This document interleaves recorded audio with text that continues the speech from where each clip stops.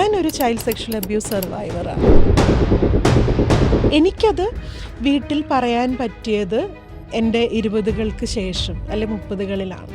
എൻ്റെ ഒരു personal experience പറയുകയാണെങ്കിൽ it has been A neighbour. നമ്മുടെ വീടിന് തൊട്ടടുത്ത് താമസിക്കുന്ന ഒരു നൈബർ.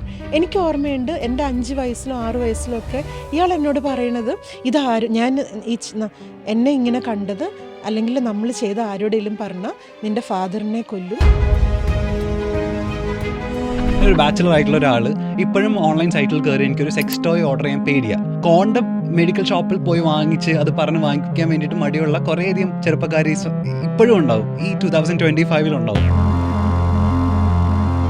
സെക്സ് ടോയ്സ് അവൈലബിൾ ആണോ നമ്മളുടെ രാജ്യത്ത്? ഇല്ല, കടകളില്ല.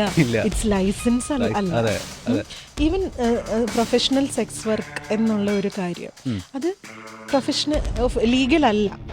പാർട്ട്ണർ ഉണ്ടായി എന്ന് വെച്ച് സെക്ഷുവൽ കംപ്ലീഷൻ അല്ലെങ്കിൽ സെക്ഷുവൽ സാറ്റിസ്ഫാക്ഷൻ, സെക്ഷുവൽ ഹാപ്പിനെസ് ഉണ്ടാവണം നിർബന്ധമില്ല. 55-60 മേ ബി ആ ഏജ് റേഞ്ചിലുള്ള സ്ത്രീകൾ വന്നിട്ട്, മാഡം ഇതുവരെ ഞാൻ ഓർഗാസം എക്സ്പീരിയൻസ് ചെയ്തിട്ടില്ല, ഞാൻ ഇനിയും എന്ത് ചെയ്യും? You have to learn to masturbate, you have to learn to use a sex toy.